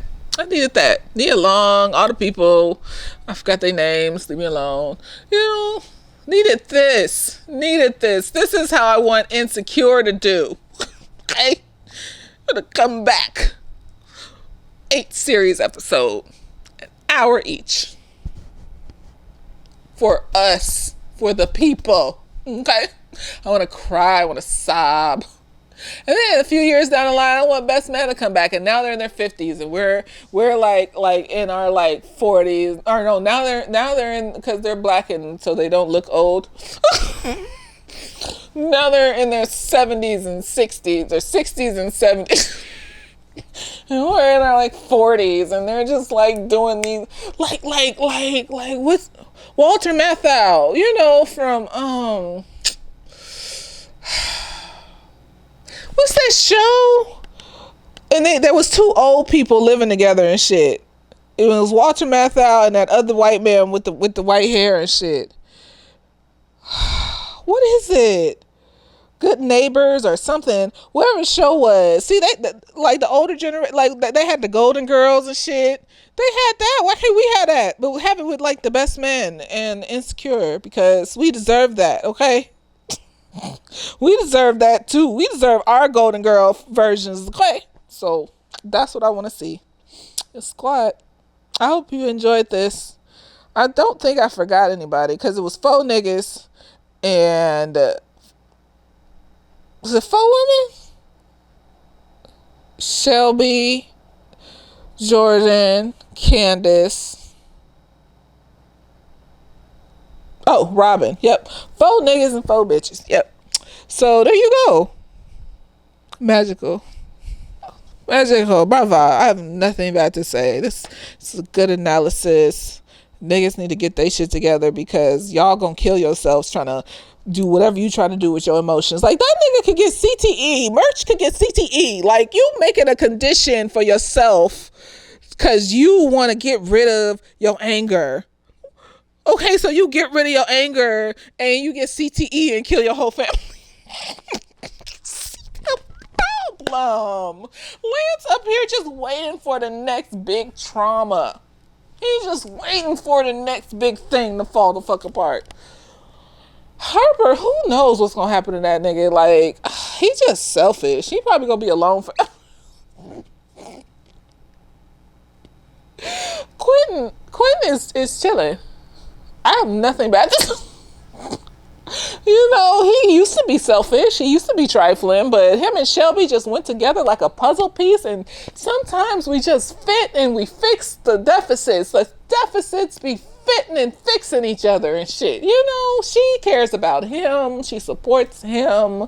He loves her so much. When he was laying there and crying because he traumatized his child, and he was talking about they loved each other. Like, I have nothing. I think that's my number 1 couple. Number 1, bitch. Oh, I have nothing bad. I just hope that, you know, he doesn't get to another place where, because death will scare you. Like, he was sitting up in there burning cauliflower and shit, doing stupid shit. So he was on. I don't know if it's gonna last. Because like I always say, it ain't gonna be one big thing that changes you. You need to maintain that feeling of change for the rest of your life. So in order to maintain that, you go to therapy for a little bit, and a therapist will help teach you how to maintain that, so it makes it easier when like some other shit happens. And so, like, I guess I'll say that about him. I don't know if he'll be able to maintain that just off of that, you know, because he straight up was drinking at Harper's house. He was drinking like it was nothing. They was about to eat some Chinese food and shit. It was fried. Maybe he got a salad. I didn't see what he was eating, but he was drinking. That's not good for your heart. Merch, I don't know. I think he gonna get CTE and kill us. What? Get some kind of brain damage? You can't get socked in the head. Like, you see how, and they even going at it and sucking, and they keep. MMA is dangerous. Like, you can't get hit in the head. Like nigga, he gonna turn 70 years old and have some weird ass brain damage. Bet. You can't live your life like that. You can't keep getting hit in the head like that over and over again. Like, and blood just pouring. Like, nigga, you gonna have brain damage. I said what I said. I'm not taking it back. Watch 20, 30 years from now, these MMA fighters hitting each other in the head like that, kicking each other in the forehead and shit with their shins and shit. Like, that big ass bone in their shin ain't gonna penetrate their skull. Nigga, shut up. So, niggas, get your shit together. Y'all living a reckless ass life off of these emotions, and you gonna hurt yourself, and it's not gonna be pretty. So I'm gonna just meditate and go to the Korean spa. That's all I need. That's my self-care. You know, self-care life. Boom, bitch. Anyways, hope you enjoyed. I hope it was magical for you too. And like, share, subscribe. You know, because I would like to be cushioned from racism and sexism and misogynoir by having monies to purchase things and places to cushion me. And I hope that you all get cushioned too, because once you work on the mental health, then you can work on the finances and be motivated to do that shit, and then the monies comes. There you go. Yes. So, later days.